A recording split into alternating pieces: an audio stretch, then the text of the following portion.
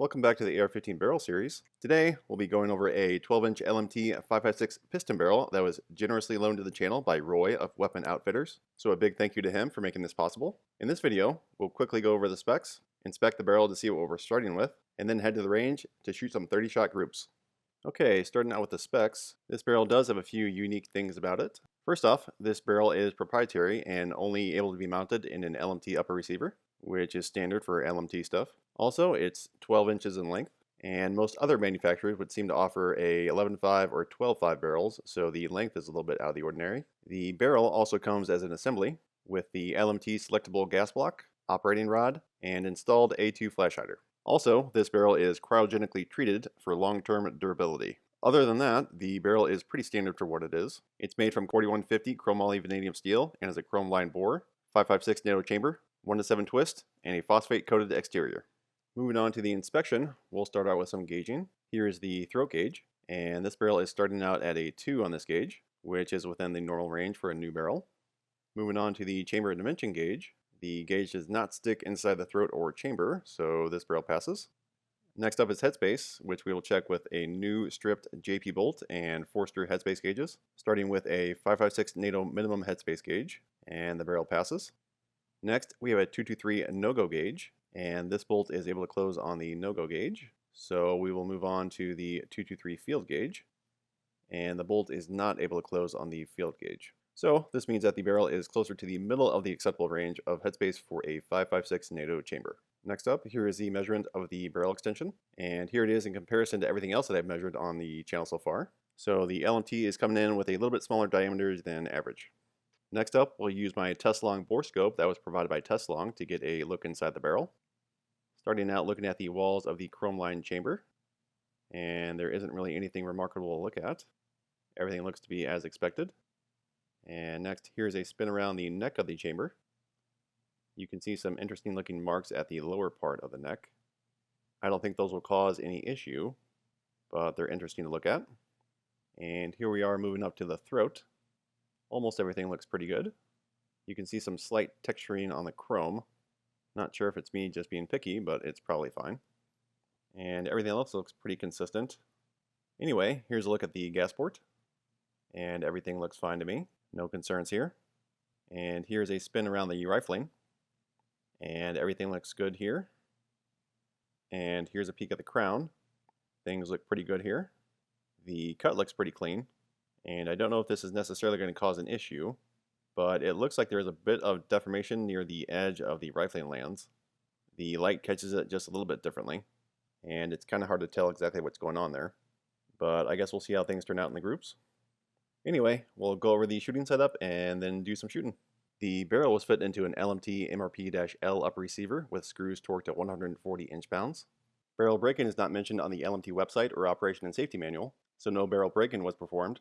The handguard was fitted with a 3-inch front bag rider. The stock was supported with a rear bag. An A5 buffer system was used with an A5-2 buffer and spring coat green spring. The factory muzzle device was left in place. Trigger is a Geissele Super Dynamic 3-gun trigger. The bore was fouled with a few rounds before starting the first group. Scope is a Vortex Viper 6.5 to 20 by 44 with rings torqued to 15 inch-pounds. Magnification was set to 20 and parallax was set using a head nod test. A Garmin 0C1 Pro chronograph was used to collect velocity data. A Mantis X10 Elite is mounted to the front of the handguard to keep track of rifle stability and detect any possible shooter-induced flyers. Groups were measured using the Ballistic X app. Each group is 30 shots, fired consecutively over about 4 minutes. This simulates a match or practical type scenario where the barrel will get some heat into it, and also gives us a decent sample size to work with. Between each group, I used a chamber chiller and leaf blower for cooldown. Distance was 100 yards. Point of aim was a small circle at the bottom of the target. Point of impact was set a few inches higher to preserve the aiming point. Wind was monitored with a ribbon. Each 30-shot group took about 4 minutes to shoot and was edited down to about 15 seconds.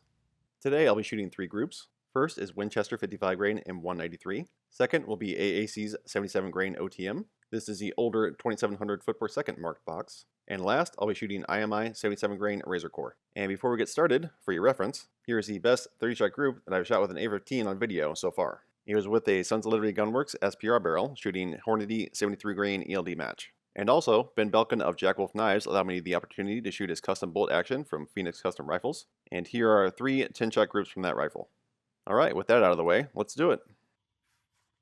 Okay, starting things out with the Winchester M193. So I don't shoot this stuff because I have a delusion that I think that it will group well. For one, I just think it's relatable since a lot of people shoot Winchester M193 or something close to it. Also, I think it makes a good comparison for seeing how important the ammo choices can be in regards to the overall performance of your rifle. Anyway, we had an issue with the Garmin chronograph on this group. It needed an update, and I didn't notice that until after I started the group. So unfortunately, it only ended up recording a handful of shots. Shooting went well on my end, at least. None of the shots felt off on my end of things. The brass was ejecting a little forward. Recoil and bolt velocity felt fine though, especially considering that's a 12-inch piston setup. Anyway, we will finish the group and then take a closer look. Alright, so here's a quick peek at the velocity summary for the LMT. This is only based off of 8 shots, and also the Garmin was saying that it needed an update. So I'm not sure if that affected the output, but that's something to keep in mind with this data. Anyway, the Garmin came up with an average velocity of 2738, which seems like it might be a little bit slower than expected. Muzzle energy was 908 foot-pounds, with a velocity SD of 26 feet per second. Rifle stability looked fine, with an average of 99.7, although we did have one shot drop below at 99.0, but it ended up close enough to the center. And we ended up with a pretty ugly looking group that's about twice as wide as it is tall. Not sure what caused all that horizontal stringing, but that's what we got. Anyway, before going over the group stats, we'll go over my A-ZED score real quick for the new viewers. So A-ZED stands for A Zone Equivalence Distance, and it gives you the maximum distance where the calculated group size would still fit into a USPSA A-Zone, which is 5.91 inches wide. The reason why I use this score is because it's easier for me to make sense of the group numbers compared to looking at just the raw mean radius numbers. Anyway, we end up with a 30-shot group size of 6.4 MOA, with a mean radius of 1.632 MOA, which gives us an A-ZED score of 86 yards. And if you want some more conventional numbers to look at, if we break the 30-shot group down into 3 10-shot groups, the average 10-shot group size is 5 MOA. Next, let's compare this to the other groups that I've shot. So this is the 55 grain FMJ leaderboard. There are a few different loads on here, but they are all 55 grain FMJs. Anyway, the LMT with an A-ZED score of 86 comes in 15th place out of 16 groups, which is just barely ahead of the BCM ELW barrel number 1 from last week. And that's also quite a bit behind first place, which is the Ballistic Advantage with an A-ZED score of 210 yards. And with that, we will move on to the next group.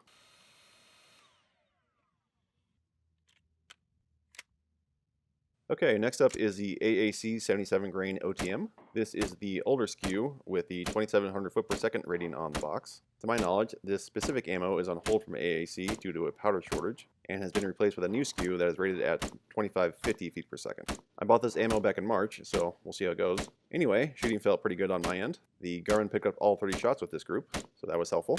Wind was calm, so we shouldn't have any issues there. Brass was ejecting forward again, but recoil didn't feel unexpectedly harsh or anything. And we end up with a fairly round group. So we will finish up here and then take a closer look. Alright, we ended up with an average velocity of 2,247 feet per second, which gives us 863 foot-pounds of muzzle energy, and the velocity SD came in a bit high at 33 feet per second. Rifle stability looked fine, with an average of 99.5, with one shot dropping below 99.0. Shot 15 was the slowest by a decent margin at 113 feet per second slower than the average, and shot 17 was the fastest of the group. With the M193, we ended up with a group that was much wider than it is tall, and with the AAC, we have a group that is taller than it is wide. So that's fun, I guess. Without shots 20 and 22, the group would have been fairly square, but those two shots ended up pretty low for some reason. Anyway, we ended up with a 30-shot group size of 4.6 MOA and a mean radius of 1.266 MOA, which gives us an A-ZED score of 111 yards. And the average 10-shot group size ended up at 3.9 MOA. Comparing this to the other groups that I've shot with the AAC 77 grain OTM, the LMT comes in 8th place out of 10 groups, placing a little bit ahead of the 2 groups that I shot with the Geissele during my AAC ammo review. The Geissele performed unexpectedly really bad with this ammo, which was pretty surprising. But anyway, 8th place for the LMT with an A-ZED score of 111 yards. And the best group that I got with the AAC 77 grain is with the Noveske Rival V2, which had an A-ZED score of 225 yards. But if you want a more apples-to-apples comparison, and compare the LMT to another chrome line barrel, the Hodge barrel posted an A-ZED score of 192 yards compared to the 111 yards with the LMT. And with that, let's start the next group. Before moving on, I would like to thank you very much for watching. If you enjoy the content and found it useful, it would help a lot if you could tip the channel with a $2 super thanks so I can buy more ammo and equipment to help grow the channel. Thanks, let's get back to it. Okay, last group with the LMT 12-inch is with IMI Razor Core 77 grain HPBT match. This seems to be a fairly popular ammo. probably because it's pretty decently priced for being topped off with a 77 grain Sierra Match King bullet. You guys can let me know if you have any experience with this load and what you think of it. Anyway, we had forward ejecting brass again, but recoil felt within normal limits. Shooting felt fine again on my end. I'm not a perfect shooter, but none of the shots felt like they were significantly off. The Mantis picked up all 30 shots, and the Garmin missed velocity on one shot. Wind remained calm for this group, which was nice, and we ended up with a fairly round group with basically one outlier in each direction. So we'll finish up and then take a closer look.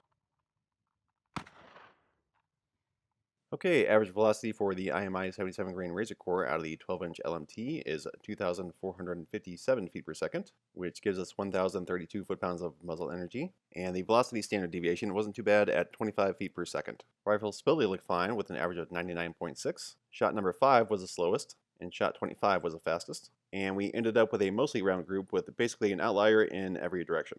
But most interesting were shots 16 and 26, which ended up really high and really low on the target. Not sure what happened there. So we'll just keep moving on. 30 shot group size came in at 5.8 MOA with a mean radius of 1.215 MOA, which gives us an A-ZED score of 116 yards. And the average 10 shot group size ended up at 3.7 MOA.